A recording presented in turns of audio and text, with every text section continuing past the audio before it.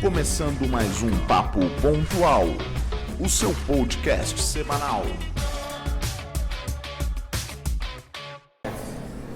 Muito bem, estamos iniciando mais um podcast, certo? Estamos aí no quinto, sexto, sétimo, eu já me perdi as contas, porque a gente vai editando um e já vai deixando tudo pronto. Sim. Então assim, vai ter uns 3 antes de você, certo? Eu já ouvi 4. Você já ouviu 4? Muito bem. Então estamos falando com um ouvinte, um paciente de quiropraxia, ele é lá da unidade de Vinhedo, certo?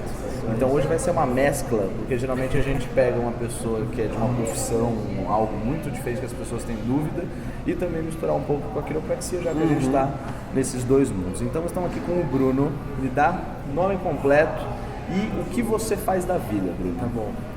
Eu sou Bruno Teixeira e eu sou pastor de uma igreja evangélica e trabalho com a parte de crianças da igreja. Eu sou pastor de crianças. Aí então a gente vai ter coisa. Eu nem fiquei cutucando assim quando você vai pra clínica, quando vai se ajustar lá, porque, cara, acho que assim, são dúvidas que a gente já chegou a conversar bastante sobre isso. Mas assim, eu não sou um católico praticante, então assim, eu tenho dúvidas das coisas, principalmente porque você também gere, eu tenho uma empresa de acampamentos, né? Como é que é? Isso, eu faço parte de um acampamento, né? E aí nas temporadas de janeiro e julho eu entro lá para supervisionar a equipe, fazer programação com a molecada de 6 a 17 anos. Então, e você tem muito a ver com educação, principalmente, né? Você tem alguma formação nisso ou foi algo que foi indo da palavra, você sentiu que você tinha... Não, o meu sonho de criança era fazer música. Eu fui músico, né? Meu pai era regente de coral, a minha mãe pianista. E aí, só que meus pais me proibiram de fazer música porque não dava dinheiro. E aí eu fui pra talvez a segunda coisa que eu fazia melhor na época do colégio, que era matemática. Então eu estudei matemática foram 2 anos e meio. De quantos? Eram 4. Então tá, um pouquinho mais da metade. Um pouquinho mais da metade. E aí eu tranquei a matrícula pra ir pro seminário estudar teologia. Então vamos lá. O que dá na cabeça de alguém ir atrás disso? Porque assim, beleza, estava na música, estava dentro da igreja, foi uma causa e consequência, né? De muitos cantores e músicos famosíssimos aí. Então você não foi diferente, foi muito por conta disso. E isso te pegava bastante, principalmente na parte religiosa e tudo. E aí você falou, puta, tô a fim de seguir esse negócio aí. Foi mais ou menos, como é que foi? A teologia foi, com meus pais me proibindo de fazer música, eu fui para matemática e enquanto eu estudava eu já dava aulas, né? Eu participava de uma ONG que dava aula para terceira idade, para adultos. E aí eu dava aula de matemática, só que no meio do processo eu comecei a perceber que assim, eu gosto de dar aula, eu gosto de ensinar, mas não é matemática que está me realizando. Né? Eu gostava do ambiente da sala de aula, mas eu preciso mudar de matéria. Não é matemática. Só que eu não sabia muito o que era. E ao mesmo tempo, a igreja que eu frequentava, ela começou a ter muita demanda com as crianças. Então eles queriam alguém que tocasse as músicas para as crianças. Então eu fui tocar a música com as crianças. Depois de um tempo eles não queriam mais alguém sentado para contar uma história, eles queriam fazer um grupo de teatro. Aí fui fazer teatro. E aí eu comecei a trabalhar com as crianças, comecei a gostar do que eu estava fazendo. E aí você falou, vou... E aí foi um processo, assim, me especializar. Eu comecei a ter esse desejo assim, não é matemática, eu me realizo muito mais ensinando crianças sobre o que eu acredito, né? E aí foi um processo de falar com a minha mãe, né? De falar com meu pai, deles aceitarem isso. Teve isso? Teve. A minha mãe... Até tipo, por exemplo, desculpa te cortar, mas seus pais, eles frequentavam a igreja? Minha mãe frequentava, meus pais são separados, minha mãe frequentava a igreja, meu pai hoje ele voltou, mas na época ele estava completamente afastado da igreja. E a sua mãe, por estar lá dentro, isso foi tipo assim, nossa, que sensacional que você quer seguir esse caminho? Ou, não, meu querido, vamos algo nesse sentido. Quando eu cheguei pra falar foi, Porque foi uma coisa que ela também estava percebendo isso. Né? Ao longo da faculdade de matemática, a gente teve algumas conversas sobre eu não estar realizado na matemática, mas tinha algumas coisas assim, mas o que você vai fazer então? Né? Para onde você vai? E aí você falou, o que me sobrou, esse é o seu. Então, ó, vamos aproveitar essa pausa para poder fazer o jabá, certo? A gente precisa fazer o jabá porque a gente está aqui, quem está assistindo pelo YouTube principalmente, você acredita que a nossa maior audiência é em cima do YouTube, né? De podcast, que é um programa de áudio, mas assim, a gente juntou o útil ao agradável. Eu fiz a barba hoje, pus o boné pra... O primeiro programa que foi da Sabrina, ela chegou aqui achando que ia ser só áudio. Eu falei, ela viu montando câmera, ela falou, meu querido, vai filmar? Você sabe que é curioso, porque eu tô ouvindo só pelo Spotify, pelo áudio e tal, mas às vezes pela voz, eu fico assim, gente, como é que é essa pessoa? Porque aí eu rapidinho vou no YouTube e vejo como é que é assim, tá bom, agora posso continuar. Posso continuar ouvindo no Spotify. Então assim, a gente tá aqui num parceiraço nosso, que é Burgerholic, certo? Eu vou colocar aqui, conforme a gente foi fazendo os programas, eu fui aprendendo a editar, né?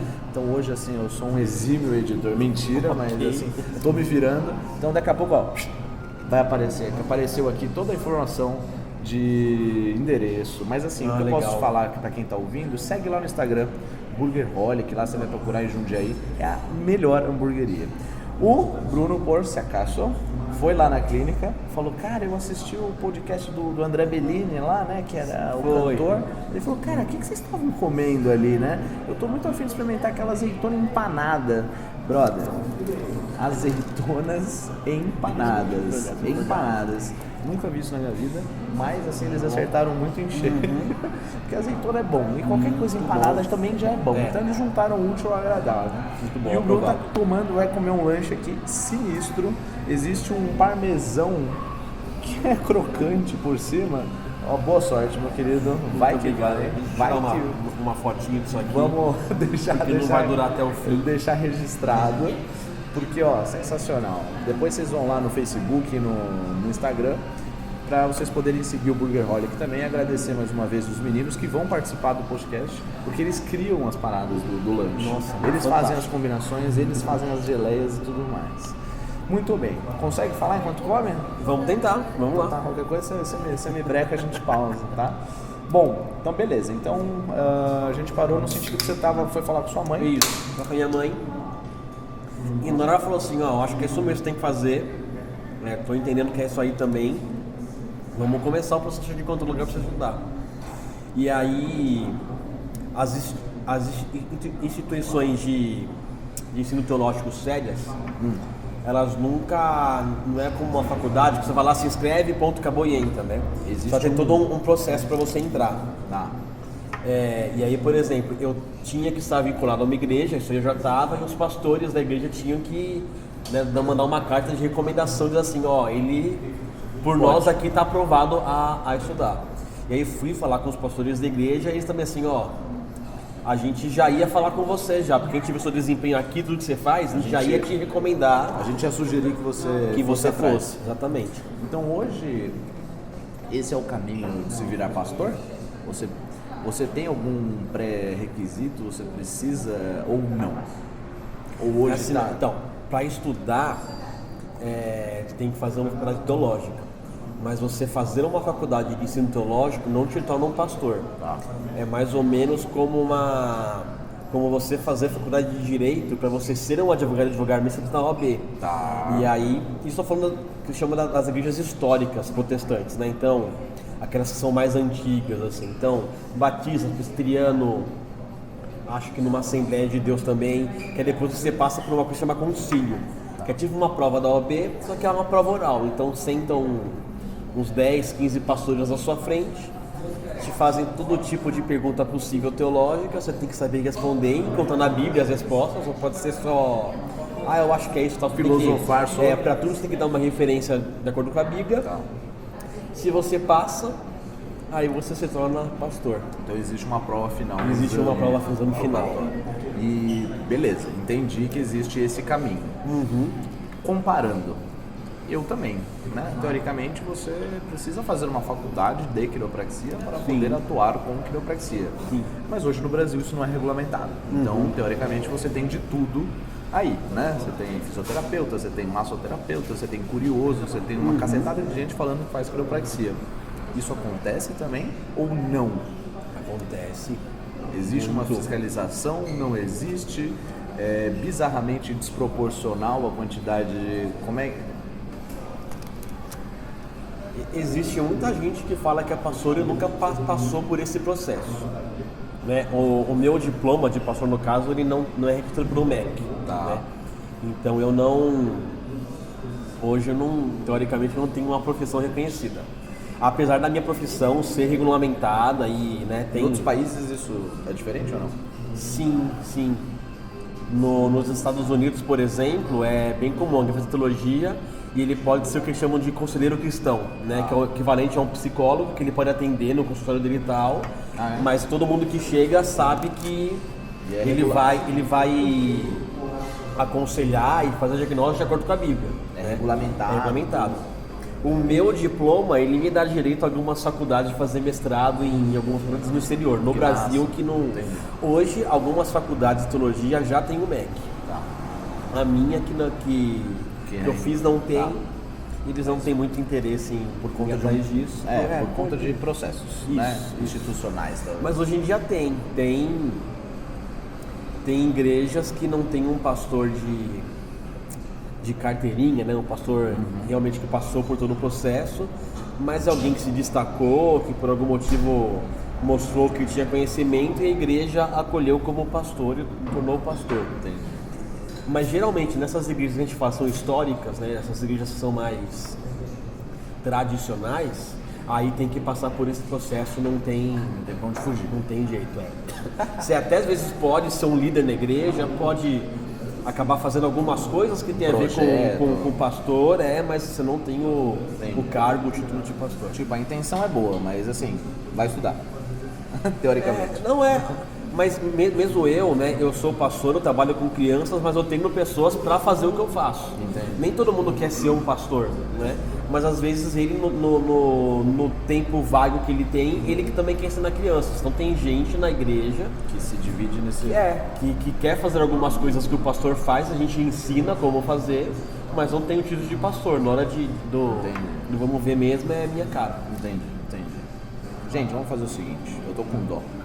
Tô com dó dele aqui, porque ele não vai conseguir comer enquanto eu falo. Então a gente vai fazer uma pausa e aí a mágica da edição ela vai levar para a continuidade do podcast, certo? Pode ser? Fechado. Tá muito bom.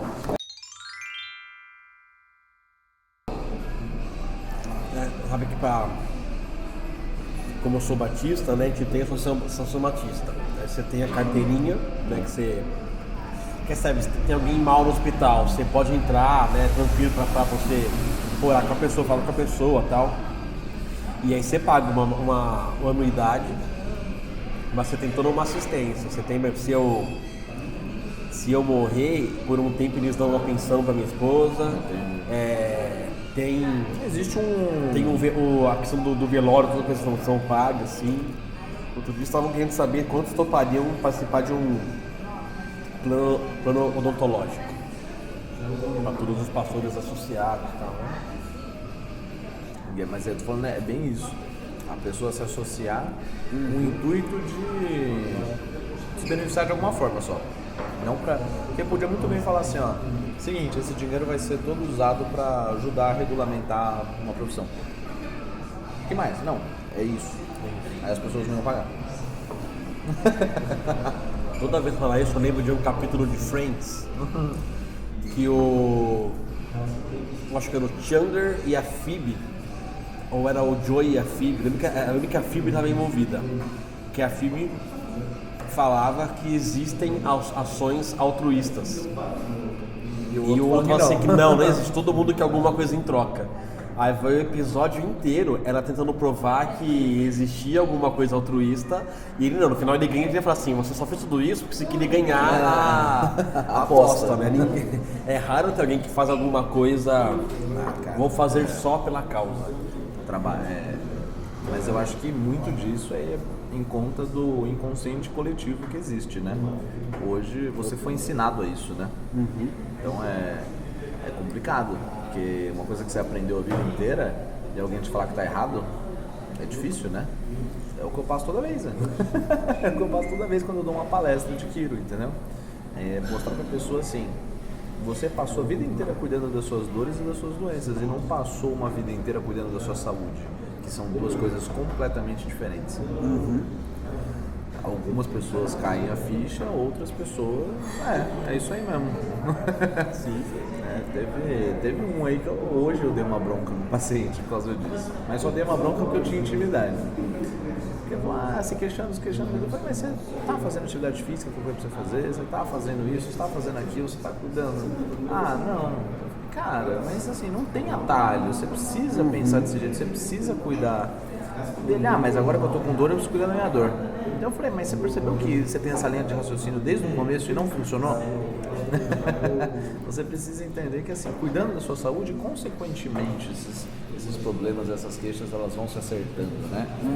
Então, é o famoso mindset, a forma de pensar, né?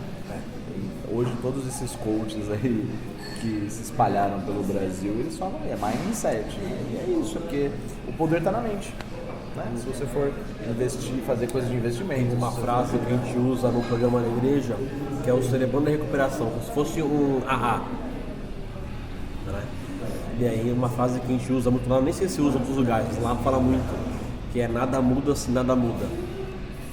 Exato. Então você quer fazer as mesmas coisas do jeito que você sempre fez e quer obter resultados diferentes, não vai acontecer. Exato. Mas, estamos aí, a gente precisa ser o ponto fora da curva, a gente precisa ser o início da mudança também, né? Então, assim, é o que a mudança de paradigma que eu tive dentro do consultório é que você não pegou, você chegou já nesse flow novo aí. Mas é muito por conta disso, cara. Assim, né? Hoje, assim, eu falando de saúde também, assim, tô acima do peso, eu preciso começar a cuidar da minha saúde para falar de saúde. Acho que dentro da igreja também é muito isso, né? Você precisa praticar para poder passar isso para as pessoas, porque senão... Cara, ontem eu preguei para os adultos na igreja, que foi um culto especial com as crianças e tal. Preguei à noite, a Sandra, minha esposa, estava lá assistindo e tal. Aí a gente foi indo embora para casa, eu falei assim, aí, o que você achou, né? Como é que foi o culto hoje e tal? Teve um coral de crianças, eles cantaram, fizeram um teatro e tal. Ela assim, não, foi muito bom e tal. Só tá precisando começar a praticar isso que você pegou em casa, hein? Aí eu falei, opa, verdade. É doido, né, a gente se pegar nessas... Mas, faz parte. Eu acho que é o que eu falo para as pessoas. O problema, você pode ser, por exemplo, temas polêmicos, né? Você pode ter preconceitos, né? Você pode, às vezes, ter uma fatia ali de coisas que você hoje... Só que você tem que pensar em evoluir, sempre. Sim. Você pode se pegar, mas assim, o que eu vou fazer com essa informação? Eu vou trabalhar ela? Né? Acho que é muito em cima disso. Decidi que eu não vou cortar nada disso, tá? Foi um papo legal. Então tá bom. Você conseguiu. Mas vamos lá, vamos voltar pro tema central. A gente falou de toda a questão do caminho de que uma pessoa tenha a ser um pastor, né? Hoje, por quê? Como um pastor vive? Porque, por exemplo, hoje, eu pensando num padre que é diferente de um pastor, é um cara que, sei lá, dedica a vida dele, aquela coisa do desapego, acho, talvez, né? Não sei por que ele virou padre, não virou padre e virou pastor. Essa dúvida que eu tenho. Qual que é a diferença? Perante a lei nenhuma, tá? Perante a lei é todo mundo ministro de confissão religiosa. Eu, o padre e o pai de santos. Tá bom? Todo mundo é igual. Na hora que eu vou lá fazer o meu imposto de renda, todo mundo é legalmente falando. Legalmente é a mesma coisa. Eu acho que tem algumas coisas que é exigido de um padre que pra gente não é, né? E tem toda a questão teológica mesmo, né? Assim, então eu como pastor eu posso casar, eu posso ter filhos, né? Não faço voto de celibato, né? questão sexual. Inclusive, a gente até prefere que o pastor seja casado, tenha filhos, né? Para ele poder aplicar em casa aquilo que ele faz na igreja. E se a casa dele está bagunçada, talvez o trabalho dele corra risco, porque primeiro ele tem que cuidar bem da casa dele para depois cuidar bem da casa dos outros. Então, assim, segunda pergunta polêmica. Uhum. É muito mais legal ser pastor do que ser padre. Por que os padres não são pastores, então? Mas você tem que perguntar para eles. Existe essa... Não, eu acho que a questão aí de porque padre é pastor não é padre é uma questão mesmo assim. Para o protestante não existe essa questão, tá. Né? Pro católico romano tal, existe. Então, né? Acho que ele decidiu chegar nessa posição por conta da crença dele. Entendi. Né? Eu não vou... Mas parada... é muito mais legal ser pastor, Mas eu acho que às vezes é muito... Mas tem coisas que a gente também acaba se privando também por ser pastor. Tem coisa que é boba, mas assim, a minha vida é pública. Sim. Né? Então... Você vai receber julgamento de todo mundo. O tempo inteiro. Né? Eu não tenho fim de semana. Tá. Sábado e domingo eu tô na igreja fazendo as coisas que tem que fazer. É uma vida dedicada a... É uma vida dedicada a... as pessoas ficam olhando tudo que eu gasto com o meu dinheiro. Pra te julgar. Não só pra me julgar, mas elas querem saber, porque afinal assim, né? Você tá falando até questão de como vive e tal, quem vai à igreja dá as ofertas. As ofertas servem geralmente para manutenção do que se acontece na igreja, né? Ou para alguma ação social que a igreja vai fazer. Então eu trabalho 100% na igreja. Então o meu sustento vem nessas ofertas. Então já aconteceu de se comprar um carro novo, tá indo pra ir minha oferta, assim, mas não é porque eu sou pastor que eu vou andar com um carro, tipo, que nem Barney, o Flintstone, né, vão andar, tipo, com, né, a gente tem, que daí então rola, assim, às vezes fiscalização. Eles vão te exigir um desapego material também, que teoricamente não é pra ter. Eu tenho que ser responsável com o meu dinheiro, também não vou ficar ostentando um monte de coisa. E até porque se der algum BO como é que eu falo? O ambiente que você... Na igreja? A igreja? Você vai na igreja, sim, faz essas coisas todas dentro da igreja, então beleza. Se começa a ter problema na igreja e você não tem dinheiro, é que nem política, né? Você tem um governante que ganha ali uma grana, mas se ele não cuida da cidade e continua cuidando dos bens materiais, você vai ser cobrado por conta disso. Eu acho que é muito parecido nesse sentido.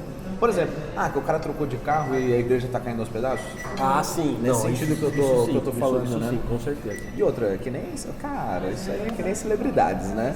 Você fica vendo lá você segue o Luciano Huck lá, você fala, é lógico, é fácil dar, né? Porque você tem isso. A pessoa fica fazendo esse tipo de comparação e fica querendo tomar conta da vida também, né?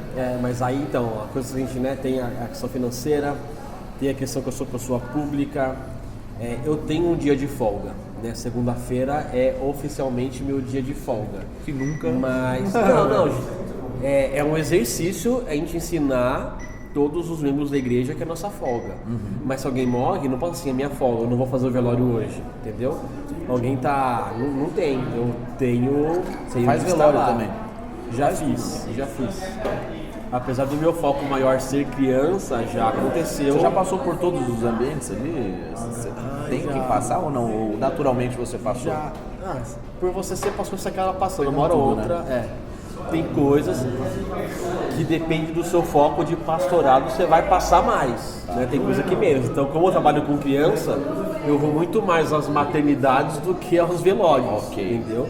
Mas acaba passando, porque às vezes você cuida muito das crianças de uma família, apesar de ter pastor focado para os adultos na igreja, a família acaba se apegando mais a você por causa do filho, e alguém morre e fala, Bruno, vem aqui faz o velório do avô da criança. Tá bom, eu vou. Tem uma coisa que o meu pai me ensinou e eu falo para minha esposa isso. Minha esposa fala assim, eu não gosto de ir para velório, eu não gosto de ir para cemitério, né? E aí meu pai fala, eu já falei isso pro meu pai, e meu pai já falou, meu querido, ninguém gosta. Mas tem que ir pra calentar ali o ente, né, que ficou. Eu já fui tanto para fazer velório, como para é uma família da igreja que o pai morreu. E os filhos tinham lá, acho que eram 6 e 8 anos. E aí eu fui incumbido de falar para as crianças que o pai tinha morrido. Né? Porque assim, a mãe falou assim, não sei como eu vou falar isso. Vai lá. E eu preciso de alguém que me ajude. E aí fui eu, a mãe e uma amiga da família para sentar com as crianças e falar, olha, seu pai não está mais aqui. E isso não está na cartilha, né? Você precisa, é muita prática isso tem também. Coisa que não tá. Por mais que você estude, improviso, acho que qualquer faculdade é assim, né? Você estuda um monte de coisa, mas tem coisa que só no dia a dia que você vai pegar. Sim. Então hoje, vamos entrar já nessa questão da infância ali, dos jovens, né? Então hoje você se apegou muito a isso, principalmente porque sempre deve ter sido a sua vocação, né? Lecionar, ou ensinar e tudo mais.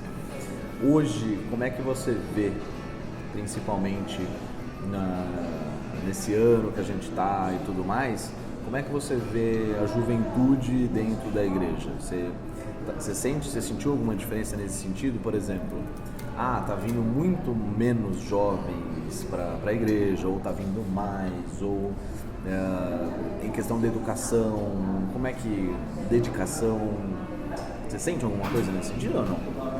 Eu acho que cada ano que passa é incrível como tem vindo mais jovens, adolescentes e crianças e mais famílias assim. Eles têm ficado muito desesperados com muita coisa que acontece, querem resposta e não encontram em qualquer lugar e assim, a igreja consegue auxiliar. Eu preciso de uma ajuda, entendeu? Né, em Vinhedo tem assim, pelo menos uma vez por ano algum adolescente se mata, né? E aí as escolas ficam assim, a gente não sabe o que fazer com onde a gente está se matando. Até porque a gente tá falando vem aqui, pastor, porque você trabalha com vida, você trabalha com uma mensagem que pode trazer uma luz aqui, entendeu? Então sempre aparece, nunca tem tempo ruim, assim, sabe? Então, eu acho que é assim, né? Eu acho que, não sei, você pode me corrigir, eu tenho essa sensação, né? Cara, no momento ali X da tua vida, que ou você tá doente pra caramba, ou você tá no fundo do poço, ou você tá pra morrer, sei lá o que tá acontecendo, sempre se apega à religião, né? Sim. Eu acho que fica ali a última... Ou ali põe a prova, né? A última... deve ser, né? Ou ali põe a prova. Se você existe, vem me salvar agora. Não tem, a gente vê isso muito na igreja, assim, né? A nossa fé, a gente entende que Jesus veio, morreu por nós, né? Nos salvou, aquele que crê em Jesus está salvo e a gente vai viver com ele eternamente. Morre aqui, mas está com ele. Aí quando a gente chega perto de um velório, aí a gente fica muito bem assim. Vamos ver quem aqui realmente tem a fé em Jesus e quem não tem. Aí tem o povo que está desesperado. O que eu faço agora? Assim, onde está a sua fé? No que você acredita? E se acredita que a pessoa cria em Jesus e está com Jesus, tem a questão do tô triste, vou sentir saudade, tem que me reestruturar e tal. Mas esse desespero não tem, porque você sabe onde está, né? Tem umas horas de crise que você também até será que eu creio naquilo mesmo ou não creio naquilo? Eu vou fazer uma comparação, você me fala assim, é isso ou não é isso. Quando eu falo naquilo, por exemplo, para as pessoas que você precisa cuidar da sua saúde, certo? E por que você cuida da sua saúde? Porque a saúde não é ausência de dor ou ausência de doença, ou ausência de problema. Saúde é o quanto que você está preparando o teu corpo para receber isso, porque uma hora ou outra vai vir. A fé, ela funciona muito nesse sentido, por exemplo, você tem que trabalhar ela todo dia. Problemas você vai ter, doenças você vai ter, acontecimentos você vai ter. Então você precisa se preparar dia após dia para quando isso acontecer, você estar preparado para isso. Não, isso é muito assim. A gente sempre fala, a gente não está pedindo, não está te convidando a vir para a igreja, não está falando de Jesus para você para dizer que a sua vida vai mudar e vai ter tudo bom. Muito pelo contrário, o próprio Jesus falou, no mundo você vai ter um monte de aflição, mas tem de problema porque eu venci o mundo. Então, a sua fé em Jesus vai te ajudar a passar por todas as coisas. Né? Um texto da Bíblia que acho que todo mundo conhece, quem é cristão, que não é cristão, lá Salmo 23, né? Que fala, o Senhor é meu pastor, não me faltará, tal. Então, a parte que fala, ainda que eu ande pelo vale da sombra da morte, não temerei mal algum, porque Deus é comigo. Então, quem tem Jesus como pastor, não está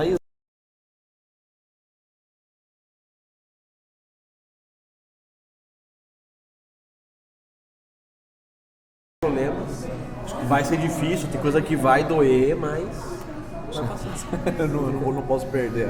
Vai.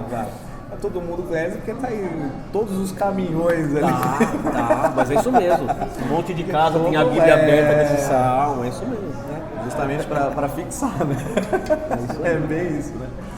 E assim, hoje as crianças que estão lá e adolescentes que estão lá, eles vão muito por uma coisa orgânica da família frequentar e ir ou não? Não, tem muita criança e adolescente que vai lá por conta. Tem isso ou não? Não, criança é pela família. Criança é a família que leva, não tem jeito.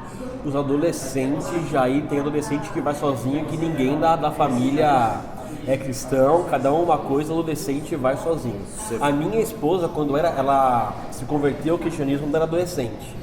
Ela era a única da família que era cristã, ela ia sozinha para a igreja, né, entendi que essa fé, escolhi isso para mim, tô indo.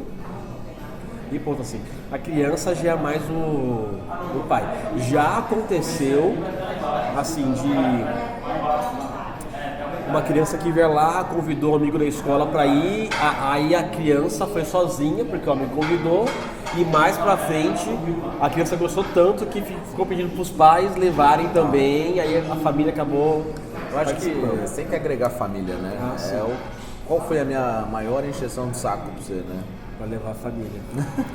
Leva teu filho, leva teu filho, leva tua esposa, né? A gente tá num processo de convencimento aí aos pouquinhos, né? Mas é isso. Não meu, pra quem tá assistindo, tá? Não meu. Da tua esposa, principalmente. Mas é isso, né? Acho que precisa... A educação, ela vem pouco a pouco, né? Não é... Tem gente... Hoje eu atendi um menino de 17, 18 anos, veio sozinho na clínica. Não tem nada, não tem problema, ele só queria se cuidar, queria conhecer. Ele falou, cara, eu tô tentando muito convencer meu pai e minha mãe. Eu falei, por quê? Ele falou, porque eu achei isso aqui sensacional. Eu falei, puta, então, ó, objetivo concluído. Porque era isso que eu queria que você... Essa vontade que eu queria. Eu sei que eu sou interessado, mas posso fazer uma pergunta agora? Pode. Se é menor de idade, ele pode ir tranquilo lá ou precisa de alguma autorização? É uma boa pergunta, né? Geralmente eu peço pra vir com os pais. Já. Dificilmente... Não tirando esse caso aí que eu te falei que é 17, 18 anos, que eu não tenho certeza. Mas geralmente eu peço para vir com os pais. Entendi. E geralmente vem naturalmente. Sim. Até para entender, né? A quiropraxia, quem tá pagando é os pais. Então assim, então onde você vai? Precisa saber onde vai. Quiropraxia, não. Que lugar vai fazer isso, vai estralar, que não é perigoso. Deixa eu entender o que é, eu vou junto com você. Aí vai no flow mesmo. Então assim, hoje você tem aí quantos por cento vai assim, porque quer? É uma minoria ainda? É que na verdade hoje eu estou muito focado em crianças. Lá na igreja eu trabalho de 0 a 10 anos de idade. Você nem pega tanto Tá. A gente até tem contato, porque vários deles acabam trabalhando comigo junto com as crianças. Mas assim, eu não sei mensurar exatamente quanto porcentagem assim, mas tem uma galera grande lá que vai por conta. Entendeu? Legal. E vai porque assim, um amigo da escola chamou pra ir, ele começou a ir, e meu programa domingo à noite ou sábado à tarde já tá lá na igreja e vai. E aí, vamos lá, tem uma pergunta que se baseia muito no que eu penso, né? Não tem medo de fazer pergunta não tô com medo não, tô indo bem seguro. Hoje, por exemplo, os meus pais, eles frequentaram aí uma boa parte da vida um grupo de taoísmo, né? Então, na verdade, eles se reúnem, é um pessoal da Malásia, Singapura, que está aqui no Brasil, eles já tem esses grupos no mundo inteiro. Sim. Mas qual que é? Não é uma religião nem nada, mas é um estudo sobre os homens santos. Então, aqui ele vai falar sobre Jesus, vai falar sobre Buda, vai falar sobre Maomé, Alá, sei lá, dentro de todas as religiões, sempre veio ao mundo pessoas com propósitos e consideradas como homens santos, e aí o estudo ele vai muito em cima disso, né? Hoje, como é que funciona dentro da Igreja Católica? O respeito, ele, óbvio que ele deve existir, mas como é que funciona? Por exemplo, dentro do espiritismo, dentro de não sei o quê, uma pessoa que está vindo de uma outra crença, de uma outra religião, como é que vocês abarcam essa pessoa, né? A gente entende... Fui bem, né? Foi. Tá. Eu achei que isso é um pouco mais polêmico, mas... tá bom. a gente entende que o evangelismo, né, que a gente entende que essa coisa de você falar de Jesus para outra pessoa, primeiro é uma ordem pra gente, tá bom? Faz parte da missão de qualquer cristão falar de Jesus. Passar na sua frente e propagar. Não é opção, tá bom? Cada um com sua forma, o seu jeito, mas é isso. Mas o que a gente entende é que esse evangelismo é uma coisa de relacionamento. Hoje em dia a gente tem feito muito menos essa coisa de abordar um estranho na rua e sair falando com ele assim, ó, vídeo que estão agora, pedido de Jesus e tal. Evangelismo é relacionamento, então eu vou te conhecer, eu vou conversar com você, vou entender as tuas lutas, as tuas dores, as tuas questões, e conforme a gente vai conversando, vai convivendo juntos, eu vou apresentando o que eu acredito que é o certo. Mas não com uma ideia de te convencer, é só de te apresentar uma versão. Sim e não, tá bom? A minha relação é intencional, porque o que eu acredito mudou a minha vida. O que eu acredito é, pra mim, a maior mensagem de todas. Então eu não quero guardar isso pra mim, eu tenho que compartilhar. Só que eu não tenho em mim a obrigação de te convencer. Você faz isso porque você quer. Não, a ideia é que a minha obrigação é comunicar. Sim. Entendeu? Eu não tenho que te obrigar a aceitar a minha fé. Como a igreja cristã geral no passado quis obrigar todo mundo, agora cristão vai ser lei, entendeu? Ponto e acabou. Não é isso. Então a gente vai se relacionando e eu vou apresentando sempre que eu posso a minha fé, até que uma hora talvez você vai perguntar, eu quero entender mais, eu quero saber mais. Você, então tá bom, vamos conversar. Entendeu? Mas, por exemplo, um cara que... Nossa, eu nem consigo dar parâmetro, mas eu queria dar um exemplo legal, mas eu não tá vindo na minha cabeça. Mas sei lá, um cara que acredita em Alá, sei lá. Aí ele começa a frequentar Alá, a tua igreja. E ele continua com algumas crenças muito fortes em algum sentido da religião que ele tinha.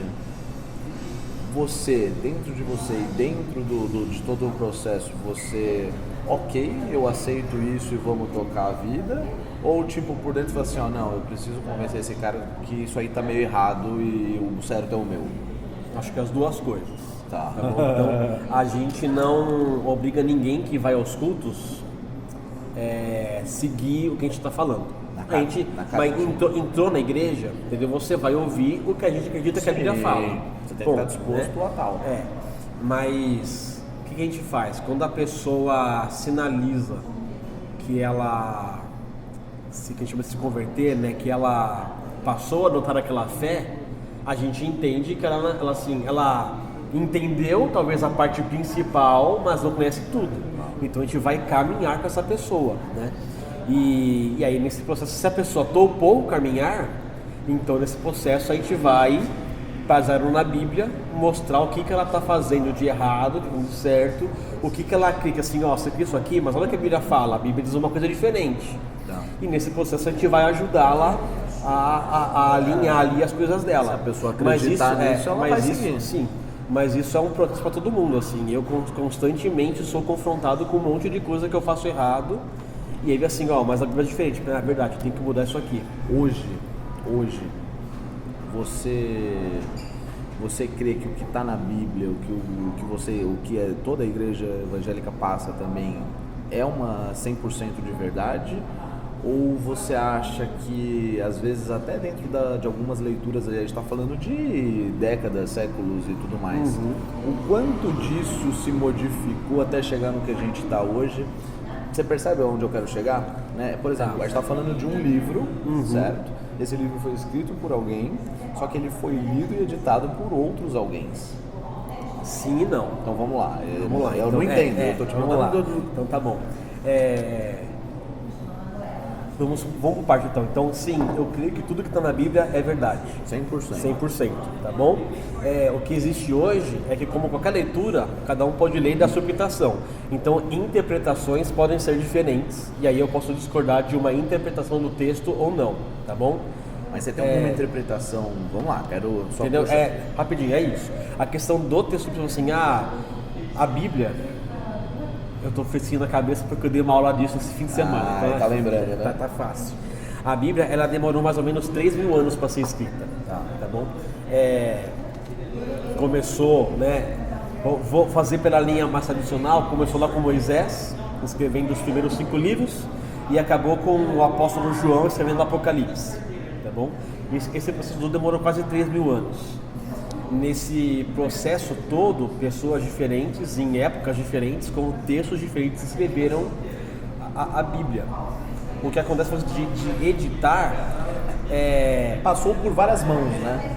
Mas a gente tem tanta cópia, a gente não tem o original, tá bom? Mas a gente tem tanta cópia da Bíblia espalhada pelo mundo inteiro, mas tanta cópia, que a gente pode ter quase certeza que o que a gente tem hoje era o que era. É original. Porque assim, mas eu vi em tal lugar que a Bíblia tem o erro X. Quando tem erro X, é que o copista foi preguiçoso e esqueceu um S, entendeu? Esqueceu um acento. Em todas as cópias não tem nada que prejudique a interpretação, entendeu? Mas pra você ter uma ideia, só para acabar essa parte, o Ilíada de Homero, por exemplo, tem, se eu não me engano, que é um dos textos mais antigos que a gente tem intacto hoje, tem, se eu não me engano, acho que são 200 cópias dele antigas pra gente comparar. A Bíblia, a gente tem mais de 5.000 cópias para comparar. E a Bíblia antes, entendeu? Então assim, o texto bíblico tá lá. Quando tem erro, assim, é um erro muito assim, você percebe na cara que foi. A interpretação, aí pode ser. Isso mudou com o tempo, algumas interpretações. Porque é isso, eu tô te falando o seguinte, são 3.000 anos escrevendo por sei lá quantas mãos ali, certo? Então cada um foi colocando a interpretação teoricamente própria. Faz sentido? Na Bíblia não. Mas como um livro escrito por mais de 10 pessoas vai trazer a primeira mensagem da pessoa? Pra você ter uma ideia... Porque você confia muito na convicção de quem passou em seguida para escrever. Pra você ter uma ideia, a Bíblia começa falando de casamento e termina falando de casamento. A Bíblia, ela é inteira coerente. Então assim, o que existe sim. Você tem Moisés, que foi criado para ser um faraó, né, um príncipe no Egito lá, e você tem Pedro, que era um pescador, né? Nível social. Então isso você tem. Você tem Davi, que era um músico, então escrevia em forma de poesia, né, todos os salmos e tal. E você tem Lucas, né, que escreveu Lucas e Atos, que era um médico, que começa assim: pesquisei, relatei, entendeu? Fui lá atrás, daqui tá, entendeu? Então assim, você tem estilos literários diferentes, mas você não tem a mensagem você tem focos de livro diferentes. Então Moisés escreveu ali porque o povo estava saindo do Egito. Deixa eu escrever para vocês tudo, quem é esse Deus que tirou a gente daqui, o que ele quer da gente, entendeu? Aí você tem um outro assim, aqui eu tô escrevendo porque eu quero alcançar aquele público específico. Você tem públicos diferentes para ler, coisas assim. Durante esses 3.000 anos não existiu um telefone sem fio. Não existiu. É inteira coerente. Quando eu falo de interpretação, é assim, fechou a Bíblia, né? Aí as pessoas começam a estudar a Bíblia. Como qualquer livro. Aí a partir disso, isso sim, conhecimento evoluiu ou deixou de existir e depois tocaram para outra coisa. Isso tem. E aí isso é o que faz ter um monte de tipo de igreja diferente hoje. Porque cada uma adota um tipo de interpretação. E você acha que isso é prejudicial ou não? Cada um toma ali ou tem um povo que viaja na batata? Tem. Eu não vou falar nunca ao não vivo, vou citar nomes. Depois que desligar, talvez a gente possa conversar. Porque eu acho que isso aí é uma questão ética e eu vou ofender alguém, talvez. Eu acho que sim, tem gente que viaja, mas eu acho que pelo menos o que eu prego e o que os pastores sobre isso pregam, né, é que você sempre tem que ir ao texto bíblico. Então, alguém falou alguma coisa de púlpito, na rádio, na TV e tal, vai para a Bíblia, vê se está batendo ou não, entendeu? Está muito estranho, alguma coisa está errada. Então, mas a variedade de interpretações ajuda também as pessoas encontrarem estilos de igreja em que elas vão se identificar também, entendeu? Que tem alguns tipos de interpretação que não ferem um ao outro, Tá. Entendeu? Dá pra conviver? Você pensa assim, eu penso assim, ok. Ou às vezes até se complementar, né? Já fiz projetos de passar 1 mês e meio, de passar um tempão com pessoas que não acreditavam, né? Não batiam com todas as informações que eu tinha, mas o principal estava ali junto, então vamos fazer coisa junto. Né? Chegou a hora que assim, agora você faz aí, agora eu faço aqui, mas entendeu? É que nem você pegar 2 pessoas que fazem o mesmo trabalho e cada um pensa de um jeito diferente, tem uma linha de raciocínio diferente. Sim, mas dá pra conviver. Mas nada que atrapalhe. Com algumas linhas de pensamento, de interpretação, falo assim, ó, com essas linhas eu não trabalho, não vou querer fazer nada junto, não quero meu nome associado a isso. Entendi. Já passei uma vez, me xingaram pra caramba, porque surgiu lá um movimento e falei, ó, e queria que eu fosse, assim, ó, não quero o meu nome associado a esse movimento, não acho que isso aí condiz com o que eu creio. Sim. Né? Perdi algumas, que a gente chama de ovelhas, né? Sou pastor, então perdi algumas ovelhas, deixaram de frequentar. Outros falaram mal no começo, mas depois reconheceram e tal. Assim, ó. Acho que é um filtro, né? É um filtro. Acho que até comparando com o que eu faço é exatamente isso. Hoje eu tendo a trabalhar de uma forma, tem gente que não vai querer, e ok, talvez esse não seja um espaço para você mesmo. Vá, acha alguém que... E beleza, para finalizar, dentro do trabalho lá do acampamento, como é que funciona? Tá.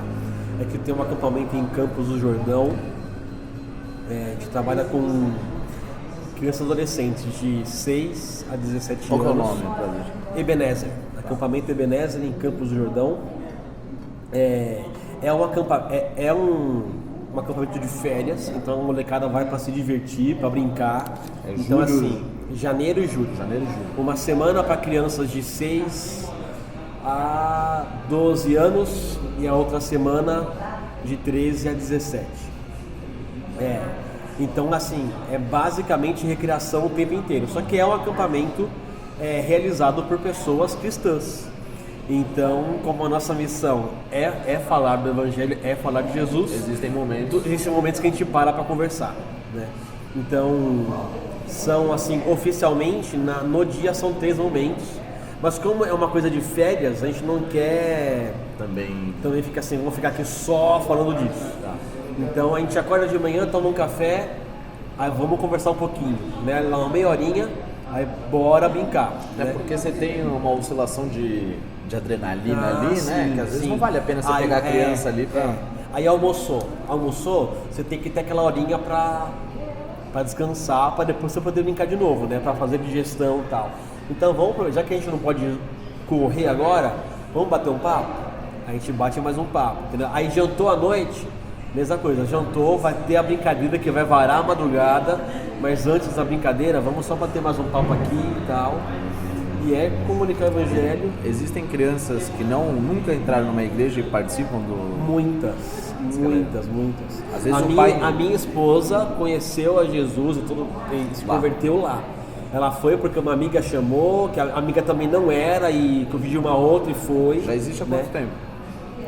Em julho agora a gente fez 25 anos. Foi a 50ª temporada. Nossa. E eu tô lá há 10 anos. E não larga. Assim, tô lá e não larga. Enquanto eu tiver pique, tô lá. Show de bola. Que é pesado, assim, né? Nesse acampamento eu não ganho nada, eu vou bem de voluntário mesmo, coordenar. Faço parte da coordenação, mas voluntário. E todo mundo que vai trabalhar lá também é voluntário. Mas é assim, é acordar... Quando a gente acorda no horário, acordar 8 da manhã, mas vai dormir aí 3, é a hora 3h30, por 3 semaninhas. Sussas. 3 semaninhas sussas. Quando você faz o que você gosta, quando você faz o que você entende que você foi feito pra fazer... Parece clichê, mas não é, né? Parece que você não tá trabalhando, né? É legal, é massa. Cara, show de bola. Eu acho que... Vamos falar de assuntos mais leves. Vamos. Aborto, brincadeira. Não faça isso. Não quero. Não faça isso. Não, mas não quero nem entrar nesses méritos, porque eu acho que a ideia é entender do seu dia a dia, do que um pastor faz, como é que alguém se torna um pastor, quais são os ônus, quais são os bônus e etc. Né? Mas em relação a isso, porque o intuito é você ter até de gente curiosa, cara. Sim. Eu nunca, quando eu te vi pela primeira vez, eu ia falar que você era pastor. Entendeu? Barbado, careca, tatuado, nunca ia ser pastor. Mas eu acho que não é por causa disso, é porque, sei lá, eu não tive contato com pastores na minha vida. Então, assim, eu nunca imaginei que eu ia encontrar um, entendeu? Algo assim. E eu falei, caraca, cara, que diferentão, né? Então acho que ia dar um excelente papo. Até porque toda vez que você vai lá, a gente às vezes puxa umas conversas, né? Tudo mais, principalmente sobre educação, né? Sobre minha mulher é professora de criança, então a gente acabou fazendo esse contato inicial, né? E show de bola, eu vou colocar também todas as informações aí, principalmente do acampamento. Você quer deixar tem alguma coisa para acontecer? Se bem que, ó, pensa que esse programa ele vai passar daqui umas 2, 3 semanas. Vai ter alguma coisa em outubro? Pô, em outubro, na nossa igreja, a gente vai ter um acampamento só de crianças de 4 a 10 anos de idade. A gente sai da sexta-feira à noite e volta domingo à tarde. Vai ser em Bragança Paulista. Tá. Mas se alguém quiser informação, me procura no Instagram, procura a igreja em que eu pastoreio, que é Ibaviva, tá bom? Então, ibaviva.com.br, você acha lá os meus contatos, é propaganda do acampamento. São 2 dias que a criança fica lá. Janeiro e julho tem sempre a temporada no Ebenezer. E aí você pode procurar também no site que é bem facinho, que é acampamento.com.br. Cara, nossa, foi difícil, hein? Conseguir esse... Não deve ter sido fácil colocar esse nome aí. Eu acho que quando a gente colocou, os acampamentos estavam começando a fazer site, sabe? Eu lembro que eu era adolescente. Assim, eu estudei com a dona do acampamento. Com a filha da dona do acampamento.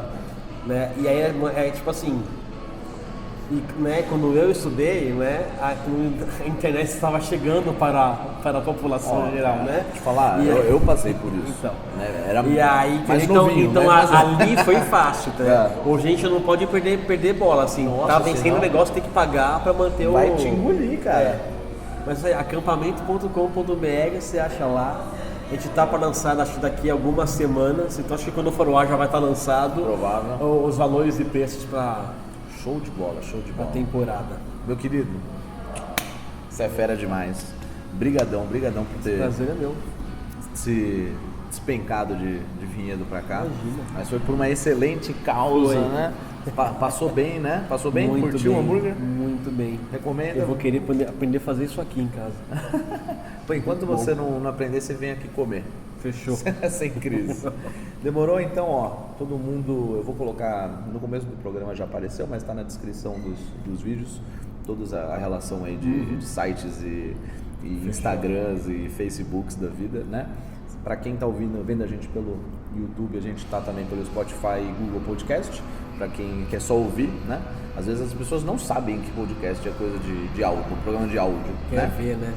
A imagem está aí por um mero acaso e quem está assistindo se deleitou aqui com os comes e bebes. Então, assim, segue a gente lá, dá uma moral, Pô, eu tenho brother que me assiste, me ouve todos, assim, ó, toda terça-feira, religiosamente. Nunca falou pra mim, pô, divulga aí, cara. Dá uma divulgada, né? Tem que fazer o negócio crescer, já não ganho nada fazer isso. Eu ouvi todos pra vir pra cá, eu falei assim, o que ele vai perguntar pra mim? Deixa eu ouvir. Você só ouviu porque era lição de casa, então. Tem que começar de um jeito, né? Tá certo, não tem problema, Vai virar ouvinte fiel. Então demorou, obrigado, viu, gente? Deu 1 horinha aí de programa, foi de boa. 1 hora? 1 hora, Sério? Eu achei que você estava cortando porque, tipo assim, já deu, já. 1 hora, cara. Minha boca, só que não eu vou cortar. Imagina, dá tempo de... As pessoas às vezes reclamam, nossa, cara, 1 hora é muita coisa. Aí eu chamei essa pessoa que reclamou pra vir participar. Daí eu falei, então tá bom, obrigado, tchau, desliguei. Eu falei, cara, deu 1h07. Ele falou, nossa, entendi. Entendi. Não, tudo bem, então beleza. Eu não vou parar de reclamar. Então demorou. Valeu, gente. Brigadão. Até a próxima.